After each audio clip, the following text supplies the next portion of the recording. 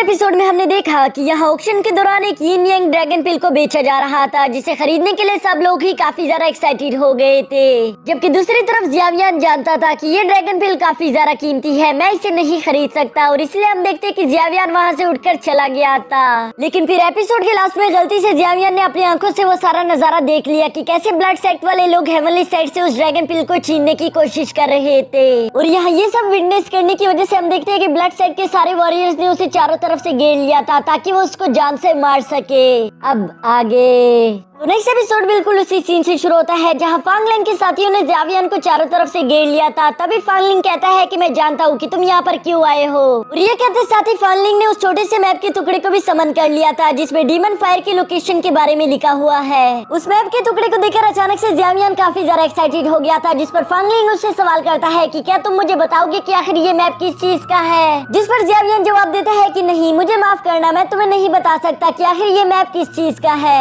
यहाँ जियावियान के मुँह से ऐसा जवाब सुनकर फांगलिंग को काफी ज्यादा गुस्सा आ गया था और इसलिए वो अपने वॉरियर्स को उस पर अटैक करने के लिए आगे भेज देता है। जिस पर हम देखते हैं कि जियावियान ने भी फौरन से अपने हैवी सोर्ड को निकाल लिया था और इसके बाद इन लोगों के बीच एक खतरनाक फाइट शुरू हो जाती है। यहाँ फांगलिंग दूर से खड़ा होकर ये सारी फाइट देख रहा था, लेकिन साथ ही साथ उसे जियावियान पर काफी ज्यादा गुस्सा भी आ रहा था, जिसकी वजह से वो अपनी कर्व सोर्ड को समन कर लेता है। वो यहाँ जियावियान पर अटैक करना चाहता था, जिस पर मिस्टर वांग उसे मना करने की कोशिश करते हैं। वो उसे बताते हैं कि तुम इतने ज्यादा पावरफुल नहीं कि इसे हरा सको। फांगलिंग उनसे कहता है कि आपको मेरी फिक्र करने की कोई जरूरत नहीं, बस आप यहीं पर खड़े होकर ध्यान रखना, मैं इस लड़के को यहाँ पर जान से मार डालूंगा। लेकिन अगर इस लड़के ने डर के मारे मुझसे भागने की कोशिश की तो तुम्हारा काम यही होगा कि तुम उसको यहीं पर रोक के रखो। और ये कहते साथ ही हम देखते हैं कि फांगलिंग ने जियावियान पर एक स्नीक अटैक कर दिया था, जिसे जियावियान बहुत ही आसानी के साथ ब्लॉक कर लेता है। और इसके बाद इन दोनों के दरमियान एक एक्स्ट्रा ऑर्डिनरी फाइट शुरू हो गई थी, जिसमें ये दोनों एक दूसरे को काफी देर तक एक खतरनाक टक्कर दे रही थी। तभी फांगलिंग पीछे हटते हुए कहता है कि ये लड़का तो मानना पड़ेगा कि काफी ज्यादा स्ट्रॉन्ग है। जबकि दूसरी तरफ जियाफान भी कह रहा था कि फांगलिंग अपने लेवल से काफी अच्छी फाइट कर रहा है, मुझे इससे इतनी अच्छी फाइट की उम्मीद नहीं थी। यहाँ ये दोनों इसी तरह की बातें सोचते हुए अपनी तलवार लेकर फौरन ही एक दूसरे से टकरा गए थे, जहाँ पर एक बहुत बड़ा एनर्जी ब्लास्ट हो जाता है और इस एनर्जी का प्रेशर बहुत ज्यादा हाई था, जिसकी वजह से ये दोनों ही उड़ते हुए काफी ज्यादा दूर आ गिरे थे। और यहाँ पर हम देखते हैं कि फांगलिंग को बहुत ज्यादा गुस्सा आ रहा था। वो इसी गुस्से के साथ अपनी सोर्ड को नीचे गिराकर जियाफान से कहता है कि मुझे इतना ज्यादा गुस्सा दिलाने के लिए बहुत बहुत शुक्रिया,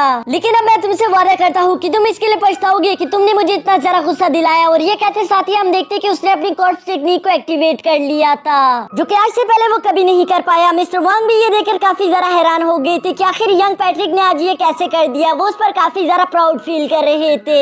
जबकि दूसरी तरफ जियावियान के मास्टर उसे कहते हैं कि तुम्हारी ताकत अभी भी इतनी ज्यादा नहीं कि तुम एक माइटी डो स्पिरिट से फाइट कर सको। वो भी ये कह ही रहे थे कि तभी हम देखते कि जियाफान ने अपनी एक टेक्निक को एक्टिवेट करना शुरू कर दिया था, जिसकी वजह से उसकी आंखें भी धीरे धीरे करके चमकना शुरू कर देती है, जो देखकर मास्टर याओचेन भी काफी ज्यादा हैरान हो गए थे। और इसीलिए वो जियावियान से सवाल करते हैं कि क्या तुम्हें लगता है कि तुम इस ट्रांसफॉर्मेशन टेक्निक को एक्टिवेट कर सकते हो। इसके साथ ही अचानक से हम देखते हैं कि जियावियान के आसपास बहुत सारी एनर्जी आ गई थी और वो अपने हेवनली फायर ट्रांसफॉर्मेशन के फर्स्ट लेवल को अचीव कर लेता है। इस फर्स्ट लेवल का नाम था ग्रीन लोटस ट्रांसफॉर्मेशन टेक्निक, जिसमें हम देखते हैं कि जियावियान बहुत ज्यादा कूल लग रहा था और उसकी बॉडी से काफी ज्यादा हाई एनर्जी निकल रही थी, जो देखकर फांगलिंग बहुत ही ज्यादा तेजी के साथ आगे बढ़ते हुए अपनी फुल एनर्जी से उस पर अटैक कर देता है, जिससे हम देखते हैं कि जियाफान ने बहुत ही आसानी के साथ ब्लॉक कर दिया था। यहाँ ये दोनों ही अपनी फ्लेम एनर्जी को डोमिनेट करने की कोशिश कर रहे थे, जिसकी शुरू में हम देखते हैं कि फांगलिंग की एनर्जी काफी ज्यादा हाई थी, लेकिन उसके थोड़ी देर बाद ही हम देखते हैं कि अचानक से एक बहुत बड़ा एनर्जी ब्लास्ट हो गया था, जिसके बाद जियाफान की फ्लेम एनर्जी बढ़ना शुरू कर देती है। और इसी तरह से धीरे धीरे करके जियावियान की फ्लेम ने फांगलिंग को डोमिनेट करना शुरू कर दिया था, जिसके हाई इफेक्ट से हम देखते हैं कि फांगलिंग उड़ता हुआ काफी दूर आ गिरा था और वो खुद की बॉडी पर लगी हुई फ्लेम को देखकर कहता है कि ये काफी ज्यादा स्ट्रेंज फ्लेम है। और यहाँ दोस्तों मैंने आप लोगों को पहले भी बताया था कि ब्लड सेक्ट की बस एक ही कमजोरी है और वो है किसी तरह की भी फ्लेम पावर्स। तो इसीलिए मिस्टर वांग बड़ी तेजी के साथ आगे आकर फांगलिंग से कहता है कि हमें यहाँ से चले जाना चाहिए, क्योंकि हम जानते हैं कि इस लड़के के पास काफी मिस्टीरियस फ्लेम पावर्स है। जिस पर फांगलिंग कहता है कि नहीं, हमें कुछ भी करके इस लड़के को यहीं पर कुछ देर के लिए रोकना होगा ताकि फादर हमारी मदद करने के लिए पहुँच सके। वो भी ये कह ही रहा था, जिसके साथ सीन शिफ्ट होकर फांगलिंग के फादर पर आ जाता है और हम यहाँ पर देखते हैं कि उसने किंग यू और वहाँ पर उसके मौजूद बाकी के साथियों को जान से मार डाला था, जिसके बाद वो अपने बेटे की तरफ बड़ी तेजी के साथ उड़ते हुए जाना शुरू कर देते हैं। जबकि दूसरी तरफ मिस्टर वांग कह रहा था कि हाँ तुम बिल्कुल ठीक कह रहे हो, हमें यहाँ पर तुम्हारे फादर का इंतजार करना होगा क्योंकि हम जानते हैं कि वो एक डू एम्परर है और ये लड़का उसको हरा नहीं पाएगा। लेकिन फालिंग मैं चाहता हूँ कि जब तक तुम्हारे फादर नहीं आ जाते तुम यहीं पर इंतजार करो, तब तक मैं इस लड़के को यहीं पर रोक के रखूंगा। और ये कहते साथ ही हम देखते हैं कि मिस्टर वांग ने फौरन से आगे बढ़ते हुए जियावियान पर अटैक करना शुरू कर दिया था, जहाँ दूसरी तरफ जियावियान भी उसे काफी अच्छी टक्कर दे रहा था। यहाँ मिस्टर वांग की एनर्जी काफी ज्यादा हाई थी, जबकि दूसरी तरफ हम जियावियान को देखते हैं जो कि उसे मारना नहीं चाहता था। वो बस यहाँ पर चाहता था कि वो फालिंग से अपना मैप हासिल करके यहाँ से चला जाए, लेकिन हम देखते हैं कि मिस्टर वांग उसे चैन से ऐसा करने नहीं दे रहा था, बल्कि वो लगातार उस पर अपने स्पिरिचुअल वेपन्स के अटैक करने के बावजूद भी रुकता नहीं। और आखिरकार तो उसने अपने ब्लड हैंड टेक्निक को भी एक्टिवेट कर लिया था, जिसकी मदद से उन्होंने पहले मास्टर शाओ की जान ली थी।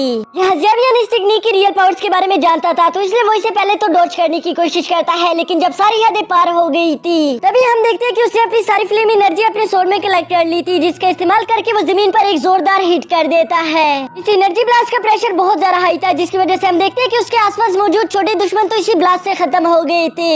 लेकिन वो इसके साथ भी रुकता नहीं, बल्कि वो बड़ी तेजी के साथ टेलीपोर्ट होकर मिस्टर वांग के पीछे आ गया था, जहाँ वो अपनी फ्लेम एनर्जी का इस्तेमाल करते हुए उसे जलाकर खत्म कर देता है। यहाँ अपनी फ्लेम एनर्जी इतनी ज्यादा इस्तेमाल करने की वजह से हम देखते हैं कि जियावियान काफी ज्यादा वीक हो चुका था, वो तो सही से खड़ा भी नहीं हो पा रहा था। लेकिन तभी उसके मास्टर उसे कहते हैं कि जल्दी से फालिंग को पकड़ो, वो यहाँ से भागने की कोशिश कर रहा है। अभी उसके मास्टर के पास ये कहने की देर थी कि तभी हम देखते हैं कि एक छोटी सी चीज बड़ी तेजी के साथ मूव करते हुए फालिंग के दिल के आर पार हो गई थी, जिसकी वजह से वो वहीं पर मर गया था। और हमें दिखाया जाता है कि वो छोटी सी क्यूट सी चीज और कोई नहीं बल्कि क्वीन मेडुसा है। दोस्तों यहाँ इस न्यू सीजन में हमने पहली दफा क्वीन मेडुसा को देखा, आपका तो पता नहीं, लेकिन मैं उसे देखकर काफी ज्यादा खुश हो गया।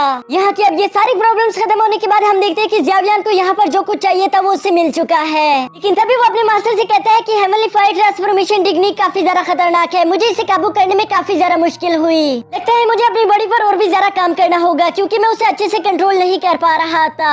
जिस पर उसके मास्टर कहते हैं कि नहीं, तुमने पहली मर्तबा में इसे काफी अच्छे से परफॉर्म किया, वरना मुझे इतनी अच्छे की उम्मीद नहीं थी। यहाँ ये दोनों अभी इसी तरह की बातें कर रहे थे कि तभी अच्छे से परफॉर्म किया, वरना मुझे इतनी अच्छे की उम्मीद नहीं थी। यहाँ ये दोनों अभी इसी तरह की बातें कर रहे थे कि तभी मास्टर याओ जियावियान से कहते हैं कि तुम्हें यहाँ से निकलना होगा, क्योंकि मुझे डुआंग की खुशबू आ रही है, यानी कि फालिंग का फादर जल्द ही यहाँ पर पहुँचने वाला है। जो सुनकर हम देखते हैं कि जियावियान फौरन से वहाँ से उड़ते हुए चला गया था, जिसकी थोड़ी देर बाद हम देखते हैं कि आखिरकार मास्टर डुआंग भी उस जगह पर पहुँच गया था। और इसी के साथ हमारा ये एपिसोड